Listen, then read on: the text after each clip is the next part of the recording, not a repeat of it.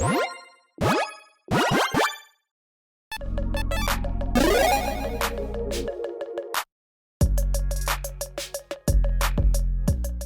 everyone, Mitch coming in from the Commander's Core Studio. Welcome to the show. So today's episode comes to you courtesy of one of my amazing patrons, Daniel, who's been supporting this channel as a general tier patron. I truly couldn't do this without the support from amazing patrons like Daniel. So again, Daniel, thank you so much. And for the personalized deck tech, Daniel Jones, Edgin, I think I'm saying that right. Larcenous Lutenist, my apologies. I haven't actually seen the movie.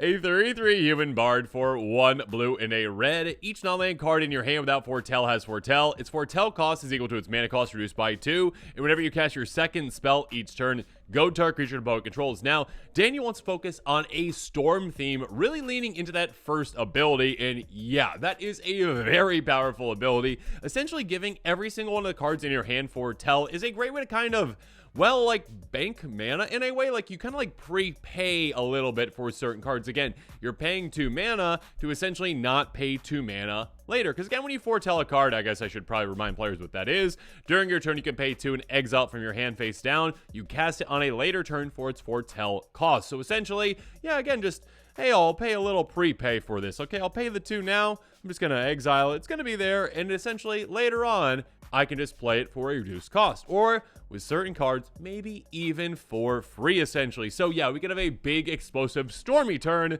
do some pretty crazy things. Now, this deck is incredibly budget-friendly, except for the Commander. The Commander is $17.54, which is pretty expensive, though the estimated cost of the entire deck is just $36.20, even with the Commander being, well, about half the deck's cost, essentially. So the rest of the deck, every single card in it, when at the time I built the deck, is 50 cents or less. So again, very budget friendly. If you are looking to purchase this deck, well, make sure you check out that deck list link in the description below. Keep in mind that this doesn't include the cost of shipping or the cost of basic lands, but you might already have those, or you can borrow them from a friend or your LGS, or yeah, maybe even just buy them in bulk. Regardless, again, even with that Commander being absurdly expensive, it's still a very budget friendly build. Now, with all that said, let's jump into the tactics.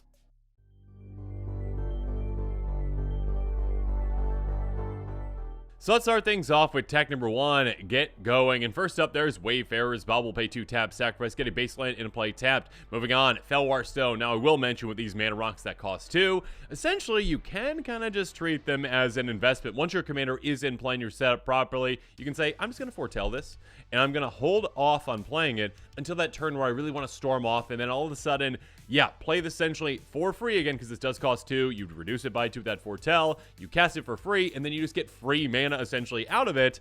Yeah, you can have a really big crazy turn when you really want to. Regardless, this one can tap for either of your colors most of the time, depending on your opponent's land situation. Next up, Fractured Power Stone can tap right away for a colorless mana. Is it Signet? Basically, pay 1 mana into it, tap for our guild's colors. Then there's Mind Stone, can tap for a colorless, or we can pay 1 to tap and sacrifice to draw a card. Prismatic Lens, again, yeah, we've got a lot of these 2 mana rocks. Can tap for a colorless, or can help us filter our mana if we need to. At 3 mana, though, we've got Coalition Relic, which can tap for 1 mana of any color. So again, on that kind of stormy turn, yeah, you're paying 1 to play it, but you're getting that 1 mana back. And also, hey, if you want to put a charge counter on this, you can instead kind of build up that mana for the next turn to use for 2. Moving on, Mana Geode. One that isn't as efficient, but is effective when it comes to, again, playing that stormy turn. It can tap for 1, and also when it enters the battlefield, you scry 1 as well, so some nice card selection there. Hedron Archive costs 4, taps for half of that again, which can be fantastic, very efficient. Pay 2 taps, sacrifice, draw 2 cards. Ichor Elixir, ignore all the play or die thing, basically just a mana, 4 mana card that essentially can tap for 2. Same thing with Sisay's Ring, and same thing with her Golem's Eye. Again, very efficient, very effective, and again, can really help with that stormy turn. Stone Speaker Crystal, a great one as well, can tap for 2, cost 4. Pay 2 taps, sacrifice, get rid of graveyards that you don't like. Again, say goodbye to that Reanimator player's hopes and dreams, essentially. And also, again, against self-mill decks, can be very effective. And also, you're going to be drawing a card. And then finally, Dreamstone Hedron, cost 6, can tap for 3, pay 3 tap, sacrifice, draw 3 cards. So, yeah, again, with all these mana rocks that we're going to be utilizing, it can be fantastic. We'll get them out early, utilize them to get our commander out, get a lot of cards foretold, and also later on when we're set up properly, yeah, foretell these actually to essentially set ourselves up for that big stormy turn.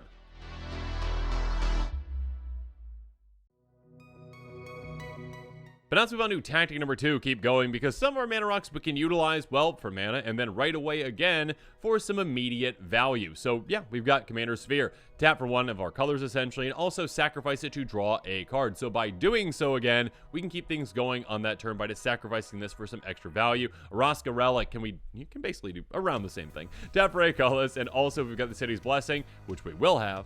Again, you're in Commander, you're going to get the City's Blessing.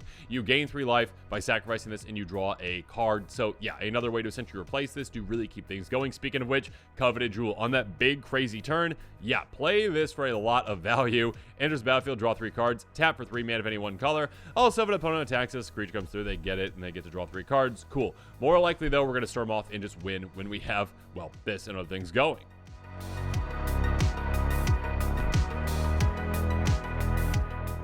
But now let's go on to tag number 3, go further, because we've got some exciting cards that, well, can do some exciting things while being foretold. Snap is a great one, instant for 1 and a blue. Again, by foretelling it, reduce that down to just a single blue mana. Return target creature to its hand, untap up to 2 lands. So basically, a way to even net mana on this, essentially, by saying, okay, yeah, bounce that creature for 1, I untap 2 lands, and all of a sudden, I am up on mana. Speaking of which, Frantic Search, this one is very efficient, very effective with this foretell. Essentially, again, foretell it away, spend just a single blue mana to cast instant speed, draw 2, discard 2, so basically loot 2, untap 3 lands. So basically, we're netting 2 different lands untapping, essentially, 2 different mana. Depends on our land situation. If you got a bounce land, cool, you can tap for even more. But yeah, basically another way to essentially kind of a ritual effect while also digging down into our deck on that stormy turn. Seize the Spoil is another great one. Sorcery for 3 mana. Again, if you foretell just a single red, discard 1 card, draw 2, make a treasure token, so you get that mana back as well. Unwind, a great counter spell for us. Counter non-creature spell, untap to 3 lands. So again, kind of like Frantic Search, a way to just say, yeah, let's really get ahead on that mana. Pirate Spellage, 4 mana. Discard 1, draw 2, make 2 treasure tokens. So again, a way to basically get all that mana back. Rewind, you hit even more, essentially. It costs 2 blue, but again, if you foretell it, just blue, like a regular counter spell. Counter a spell and untap it to 4 lands. So again, get your mana back and then some. And finally, Inspired Tinkering, 5 mana, but again, if you foretell it, it's 3. Exile the top 3 cards of your library until the next turn you can play those cards. So basically, impulse draw 3, and you get 3 treasure tokens. Yeah, this can really lead to a big turn.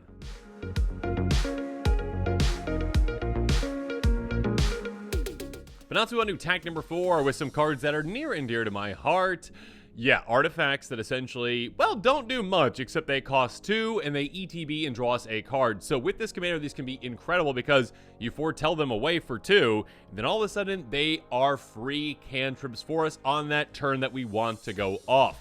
So Alchemist Vial enters the battlefield, draw a card. You can also sacrifice and make target creature on attack or block, but again, what matters is ETB, draw a card. So again, you foretell this earlier. Later on, it's a free way to say, yeah, let's just dig down through our deck and have a crazy stormy turn. Moving on, Elsewhere Flask again, ETB, draw a card. Also sacrifice it, and you can make your lands in a certain land type. That's cool. Anyways, Energy Refractor, ETB, draw a card. You can also filter your mana through this if you need to. Eye of Vecna, slight downside to this one, ETB, draw a card, lose 2 life, but also slight upside where at the beginning of our upkeep, you can pay 2. If you do, draw a card and lose 2 life. So again, we'll pay some life for some cards. That's okay. What we have is a repeatable draw source if we need it, though. Golden Egg, next up, ETB, draw a card. You can also gain some life back with this by sacrificing it, or you can filter your mana. Guild Globe, enters the battlefield, draw a card. Pay 2 tap, sacrifice, add 2 different colors. So again, another way to essentially filter our mana. Ichor Wellspring, enter the battlefield, split a grave with the battlefield, draw a card. Lembas, enters the battlefield, scry 1, then draw a card, which is lovely. And also you can sacrifice this to gain 3 life, and when you sacrifice it, cool, it goes in your graveyard, or it goes in your library and you shuffle it. Whatever,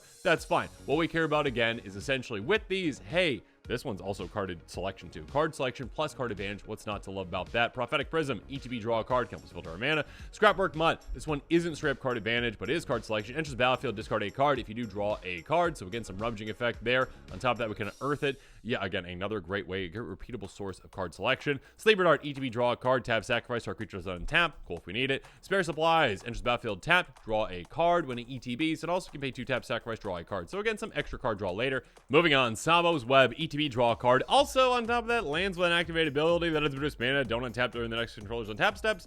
Cool. What we care about is that ETB, draw a card, and then finally Wedding Invitation, enters battlefield, draw a card, and we can also tap, sacrifice, and make a creature unblockable. Sure, why not? Anyways, cool. What we have again with these are again basically kind of like an investment to draw later, and again just add to that crazy storm count.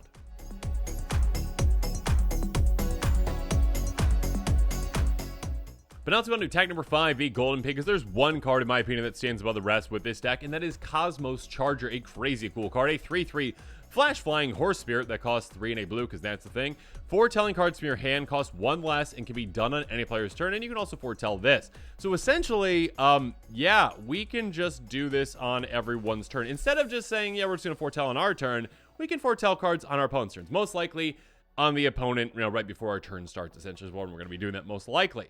Also, instead of paying 2 mana, we just pay 1, so that is a massive cost reduction for us throughout the game, just paying 1. Again, with all those kind of like cantripping artifacts that I just talked about, instead of paying 2, which you normally have to pay for them, now you're paying half that amount, and you get to foretell them and just save mana on that. And again, the foretell cost is still reduced by 2, which is huge. So yeah, this card can make a massive difference for us, can just save us a ton of mana throughout the game, and can help, allow us some flexibility to foretell on our opponent's turns as well, which is absolutely huge. So yeah, for all those reasons, this is definitely, in my opinion, the golden pig of the deck.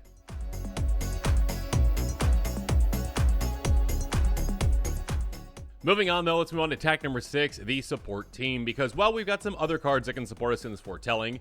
The Lost in the Damned is a great 1 enchantment for 1 blue and a red. Whenever a land enters the battlefield under control from anywhere other than your hand, or you cast a spell from anywhere other than your hand, you get a 3/3 red spawn creature token. So again, when you foretell a card, you're putting it into exile, then you cast from exile, and all of a sudden, you get a bunch of free spawns. So yeah, you can fill the board pretty quickly with this, especially on that storm turn. Wild Magic Sorcerer is a great one as well. The first spell you cast from exile, each turn I should say, has Cascade. So again, when you're casting those spells that are foretold, you get Cascade, and all of a sudden, extra free value. Then finally, Sage of the Beyond. Spells you cast from anywhere other than your hand cost 2 less to cast. So again, an extra reduction for spells, essentially, on top of that foretell reduction that we're going to be having as well. This can be huge for us throughout the game.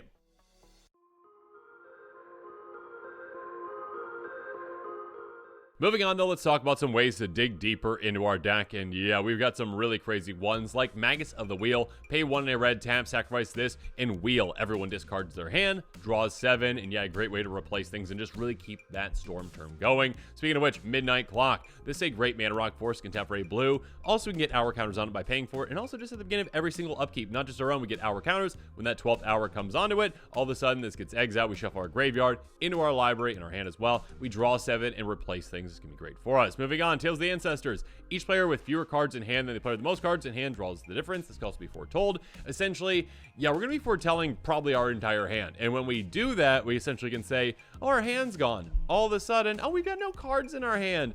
Cool, you've got 7. I want to draw back up to 7. You also help out maybe some other players as well, but still, you're going to be helping yourself the most with this. Next up, Ruin Grinder. When this dies, each player will discard their hand, draw 7 cards. Cool. A great wheel effect for us as well. Speaking of which, a repeatable wheel effect is Dragon Mage. 5/5 flyer, whenever it's common to each player discards their hand, draws 7 cards. Yeah, this can be able to get through on at least one opponent most of the time. Then we've got Overflowing Insight, a great way to just replace our hand and draw 7 cards. Again, so on that turn that you want to go off, you're probably just going to spend, 5 mana on this essentially to just get a new hand and, yeah, just really do some crazy things with it. And then finally, Commit to Memory, a good flexible card. Commit says put target spell or non-land permanent into the source library, sack it from the top, which can be a nice way to deny an opponent of something. And also, Aftermath, you can cast the memory side of this once in the graveyard. Each player basically shovels their hand and graveyard into the library, draws 7, so reset things, and again, just really keep that crazy turn going.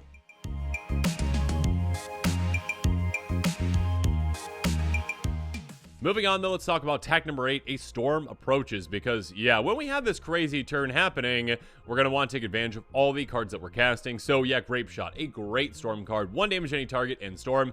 And again, a reminder for Storm, when you cast a spell, copy it for each spell cast support this turn, 2 targets for the copy. So again, we can really easily cast 20 plus spells in a single turn, maybe even more once we're, built up. We got that Foretell army essentially out there ready to go, and all of a sudden we're casting free spell after free spell after free spell after free spell essentially, and just doing some crazy things, and yeah, just demolishing opponents with Grape Shot. Moving on, Saheeli, Sublime Artificer. Whenever you cast a non-creature spell, you get a 1/1 servo. Lovely. A great way to essentially say, you know what, we've got all these things that we're going to be casting, many of them being non-creatures, and we benefit by making an army. And on top of that, -2 target artifact control comes to top, you another target artifact creature until end of turn. So yeah, we can essentially turn one of those servos if we really want to into, say, a mana rock that we can utilize. There you go. Moving on, Empty the Words. Yet another great Storm card. Create 2 1/1 red Gobos, and this has Storm, so again, basically cast a ton of cards in a turn, cast this, all of a sudden, giant Gobbo army out of nowhere. Next up, Lamb Holt Raconteur. Whenever you cast a non-creature spell, it's going to do 1 damage each opponent, so again, that can really add up. Basically, 3 damage per cast. I mean, 1 per each player, but you know what, 3 total damage. That's not even it, because Daybound, you flip this over.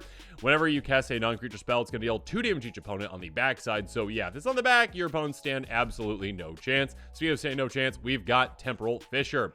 Return target permanent to Source Hand and Storm. Again, this one can be a great way to really use and abuse some of our own ETBs if we need to dig down further. You know, maybe some of those artifacts that enter the battlefield, draw us a card. Or, yeah, hey, bounce all of your opponents' everything. And again, this does say permanent, not land permanent. So, a finisher could just be, yeah, you have no more lands. Goodbye, game over, essentially. Then there's Mind's Desire. Really getting things going with this one. Shuffle your library, then exile top card of your library until end of your turn. You play the card without paying its mana cost. Storm, basically get a lot of free things off the top of your library. So yeah, this can lead a stormy turn into being even more of a stormy turn. Pretty crazy. Finally, we've got Ovika Enigma Goliath, a 6/6 with flying and ward 3, pay 3 life. Whenever you cast a non-creature spell, you get X 1/1 Gobbos, Phyrexian Gobbos, and they gain haste on all turns. So yeah, this skin can be a great way to finish opponents out of nowhere by saying, oh yeah, this is coming into play. Oh yeah, I'm casting all these spells for free. Oh yeah, I've got a ton of Gobbos. They are coming at you, and you are all gone.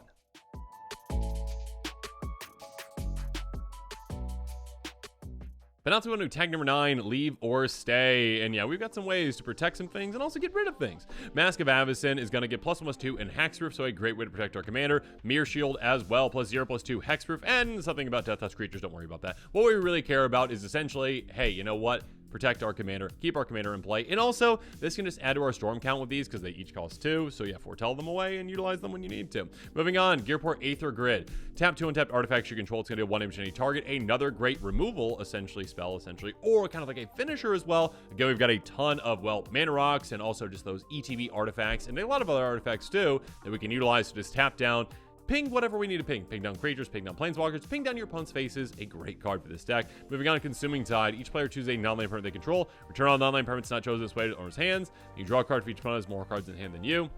This is a deck, again, where we essentially are building up cards outside of the game, you know, in exile, I should say.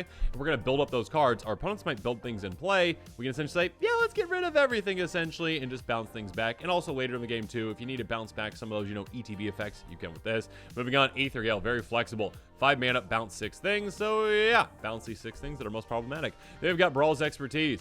Bounce 3 artifacts and our creatures back to his hands, and you also get to cast something else for free, which can be huge. Again, this can really help you add to a storm turn and also be a great denial card. Then there's Mystic Confluence. Choose 3. All 3 modes are fantastic, and you can choose the same mode more than once. Counter a spell unless they pay 3, return to our creature's hand, or draw a card. Again, really flexible, really efficient. And then finally, there's Flood of Tears. Bounce all non-land permanents back to his hands.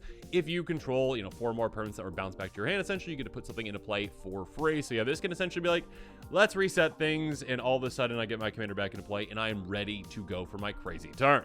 But now this episode is coming to a close, it's time for me to hear from you. So in the comments below, let me know what your thoughts are on this deck and this commander. And yeah, if you are interested in this deck and this commander, make sure you check out that deck list link in the description below. And of course, as always, thanks again and have a good one. This show and episodes like this one are possible thanks to viewers like you. If you're looking for an easy way to help support this show, make sure that you like, share, and subscribe. Also, hit that bell notification icon so you don't miss any new episodes. You can also go check out our playmats and other merchandise at thecommandersquarters.com. We also have a ton of brand new t-shirt designs in stock, so make sure you check out those as well. Another easy way to support this show is with our TCG Player affiliate links. So whether you're buying a deck or individual cards, you can use this general link right here or one in the description. And the final way that you can support this show is by supporting us directly by becoming a patron. There are many benefits to being a patron, and I truly couldn't do this without all of their support.